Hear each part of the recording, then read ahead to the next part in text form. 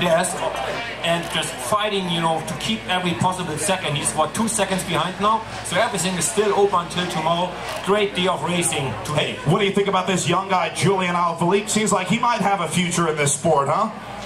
Yeah, just maybe a little. No, I mean, he was good all week long. He was really convincing, strong.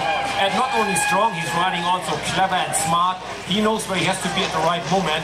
And he doesn't show himself when he don't have to, right? He keeps his energy together for the moments where it counts. So he did a really good job. And he might be the next Tour de France stage winner. I think the last Tour de France winner out of France was in '84, and I know, I think. So they really desperately wait for another French Tour winner. Jens, talk about days like today. When you're a pro cyclist, I mean, you guys get paid to suffer. Nobody suffers better than Jens Voigt, but even you, I would think, on a day like today, has got to be feeling this climb in this weather. Well, now talking about riding, I did ride the Tour of California. I was on my bike at 7 a.m. Yes, 7 a.m. this morning, and I came up here at 12. It took me 5 hours. I'm like, whoa, where's the shape gone, right? Where's the shut up legs? So it took me 5 hours to get up here. I know exactly how the boys felt, and I was happy that I'm retired. Yes, a lot of folks asking, and you're still riding quite a bit in retirement. You miss the riding, but not so much the suffering, you've been saying this week. Yes, I do miss the fitness you have, right? If you wake up in the morning, you feel just strong, you feel like you can take on the world. But I'm not missing the long hours of training. I'm not missing the racing in the rain, the fast, crazy, dangerous descents. I'm not missing that. But yeah, I'm only retired 5 months, so one morning I wake up, go, oh, retirement is the best ever, and the next morning I wake up, go, nah, retirement sucks. So I'm still working on that. So you're saying there might be a comeback in your future? No, I promise, no comeback, and I even told my kids, you know, I have 6 kids, the 2 older ones, the boys, they're 19 and 16, I said, hey boys, if Daddy ever talks about a comeback, you shoot me in the kneecap. if they ask why, you shoot me in the other kneecap as well. There's no comeback. And for sure, if I announce a comeback here, by the time I come back home on Monday night, the locks in my house will be changed by my wife. No man, you're not living here anymore. You promised me there's no comeback. So, no my friends, no comeback from me. I'm happy where I am. You're happy just riding the amateur rides. You, as you said, rode Le Top this morning. What did you think about the course? I was impressed with how many people we had out riding. It was a huge group that took to the starting line. Yeah, I think we counted about 700 people taking the start. Some of them went for the 40-mile lap, and but I think the majority went for the full lap, the 130 kilometers. What's that, 75 miles maybe? Something like that. So most of us, let's say 500, went for the big lap.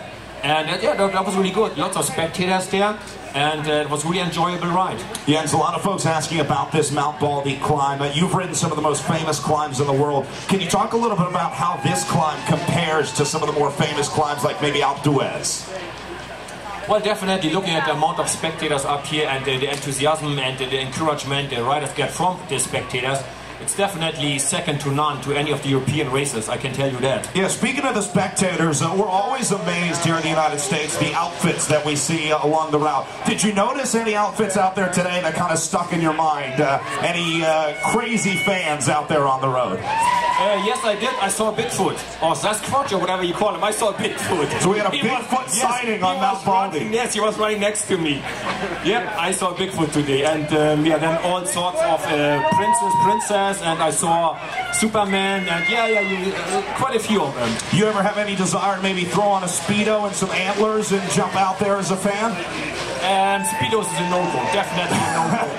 I'm sorry, no, you will never see me in Speedo. That's another good way to get kicked out of the house. Showing up on national TV in a Speedo, I would think. Definitely it is, no Speedos. But yeah, I saw the antler guy again, yes, and for a few years he was also carrying my name and carrying my flag, so he's a good guy. I mean, hey, he's entertaining, right? He's there and he is strong. He runs quite a long distance next to us.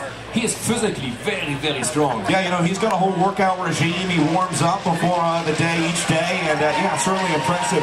Jens, you've been working with our friends at NBC this week, doing a little bit of commentary on television. Have you enjoyed your time as a commentator? Do you think that's something that you might be interested in doing a little bit more in retirement?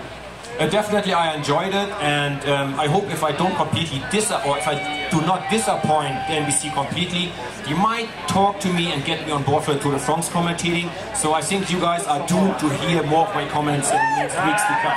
I wouldn't worry about disappointing NBC, and with the fans that you have here in America, it's going to be tough for you to disappoint. So thanks for being with us here at the Amgen Tour of California. It has been a blast having you here all week, and on behalf of me and, of course, the fans here at the Amgen Tour of California, you rock. Thanks for being here, buddy.